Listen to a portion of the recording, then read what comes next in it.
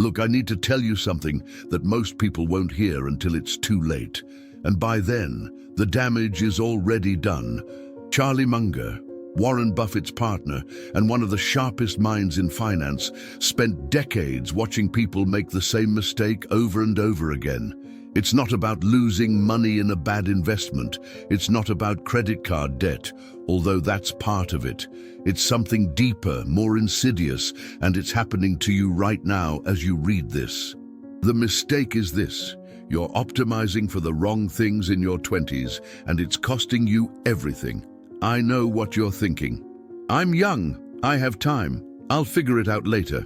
That's exactly what Munger warns against. He calls it the fatal delay of gratification inversion. Most people get it backwards. They delay the hard stuff and gratify themselves now when they should be doing the exact opposite, and the consequences don't show up immediately. That's why it's silent. That's why it's deadly. Let me break this down in a way that'll make your stomach turn, because that's what happened to me when I finally understood it. You're in your early 20s. Maybe you just graduated. Maybe you're a few years into your first real job. You're making decent money for the first time in your life. Not great money, but enough to feel like you've made it. So what do? You upgrade your lifestyle. New apartment, better car, nicer clothes, weekend trips, eating out 3-4 times a week. You deserve it, right? You worked hard. Here's what Munger would tell you. You just made the biggest mistake of your life and you don't even know it yet. Because while you're spending that money on lifestyle inflation, something else is happening. Time is passing, and time in your 20s is the most valuable asset you'll ever have. Not because you're young and energetic, although that helps, but because of compound interest. Not just financial compound interest, although that's crucial. I'm talking about the compound interest of skills, relationships, reputation, and opportunities. Let me give you the math, because Munger loves math and so should you. If you invest $5,000 at age 25, assuming a conservative 7% annual return, that money becomes $38,000 by the time you're 65. That's not $5,000 you spent. That's $38,000 you burned. Every dollar you spend in your 20s costs you $8 in your 60s. Think about that. Really think about it. But here's where it gets worse. Way worse. Because this isn't just about money. The same principle applies to everything else. Every hour you spend watching Netflix instead of learning a valuable skill is an hour that could have compounded into expertise. Every weekend you spend hungover instead of building something is a weekend that could have compounded into a business. Every relationship you neglect because you're too busy living your best life is a relationship that could have compounded into opportunities you can't even imagine yet. Munger talks about this concept he calls the iron prescription. He says the best way to get what you want in life is to deserve what you want. Not to want it really badly, not to visualize it, not to manifest it, to deserve it. And deserving it means putting in the work when nobody's watching, when it's not fun, when your friends are out having the time of their lives and you're sitting at home learning something difficult. I learned this the hard way. I spent my early 20s doing exactly what everyone else was doing. I had a decent job, made decent money, and spent it all, every month, sometimes more than I made. I had credit card debt, not a lot, but enough that I was paying interest. I thought I was living. I thought I was experiencing life. I thought I'd have time to get serious later. Then I turned 28 and did the math. I had almost nothing saved. No investments, no assets, renting an apartment I couldn't really afford, driving a car that was depreciating faster than I could pay it off. And worst of all, I hadn't developed any skills that would dramatically increase my earning power. I was just coasting, and I suddenly realized that I'd wasted the most valuable years of my life. That's when I discovered Munger's writing, not his investment advice, although that's valuable, his life advice, his mental models, his way of thinking about decisions. And one thing he said hit me like a truck. The big money is not in the buying and selling, but in the waiting. He was talking about investing, but it applies to everything. The big rewards in life don't come from constantly chasing the next thing. They come from making good decisions early and letting them compound. They come from patience, from delayed gratification, from doing the hard thing now so you can do the easy thing later. Most people do the opposite. They do the easy thing now, which forces them to do the hard thing later. And later, the hard thing is so much harder. Try saving for retirement when you're 50 with no savings. Try learning a new skill when you're 40 with a mortgage and kids. Try building a business when you're 55 and can't afford to take risks. It's possible, but it's exponentially harder. Your 20s are your time to be ruthless with yourself, to be disciplined, to sacrifice, not forever, just for this crucial decade, because what you do in your 20s sets the trajectory for the rest of your life. Here's what that actually looks like, and this is where most people fail because it's not sexy, it's not Instagram-worthy, it's boring, mundane, unglamorous. It means living below your means. Way below.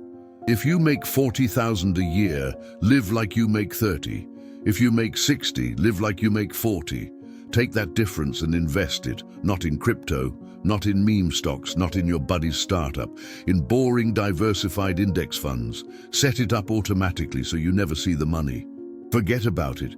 Let it compound. It means saying no constantly. No to dinners you can't afford. No to trips that'll max out your credit card. No to buying a new car when your old one works fine. No to upgrading your apartment just because you can. Every no is a yes to your future self.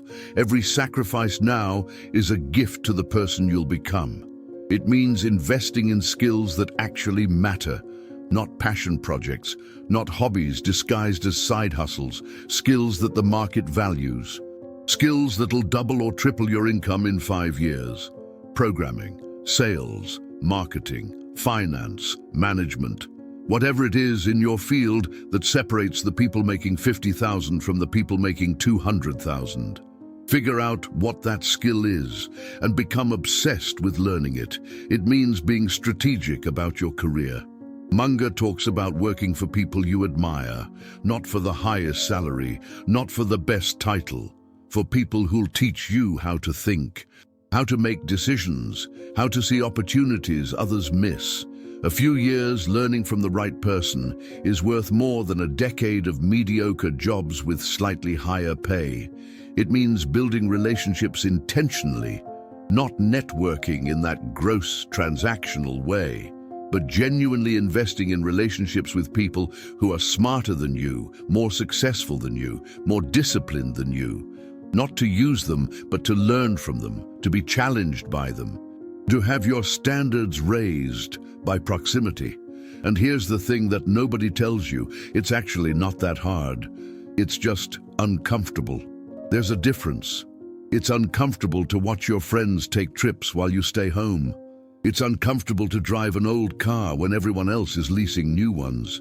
It's uncomfortable to skip the Friday night drinks to work on your side project. It's uncomfortable to ask for feedback that might hurt. It's uncomfortable to admit you don't know something and need to learn it. But uncomfortable isn't the same as hard. Hard is being 45 and realizing you can't retire. Hard is being 50 and getting laid off with no savings. Hard is being 60 and still having to work because you spent your 20s on temporary pleasures instead of permanent assets. Munger has this quote I think about constantly. Spend each day trying to be a little wiser than you were when you woke up. Discharge your duties faithfully and well. Systematically you get ahead, but not necessarily in fast spurts. Nevertheless, you build discipline by preparing for fast spurts. Slug it out 1 inch at a time, day by day. At the end of the day, if you live long enough, most people get what they deserve. That last part is crucial. Most people get what they deserve. Not what they want, not what they dream about. What they deserve based on their actions, based on their decisions. Based on whether they did the hard thing or the easy thing when nobody was watching. The silent financial mistake isn't just about money. It's about misunderstanding what your 20s are for. They're not for finding yourself. They're not for living your best life. They're not for experiences over possessions or whatever platitude is trending on social media. Your 20s are for building, for sacrificing, for investing in the assets that'll compound for the next 40 years, your skills, your reputation, your network, your financial foundation, your habits, your discipline. Everything else is a distraction, and distractions in your 20s become regrets in your 40s. I know this sounds harsh. I know it sounds like I'm telling you not to enjoy your youth. That's not what I'm saying. I'm saying that real enjoyment comes from security, from freedom, from options, from knowing that you're building something that matters. From going to bed each night knowing you did the hard thing, you made the right choice. You invested in your future instead of borrowing from it.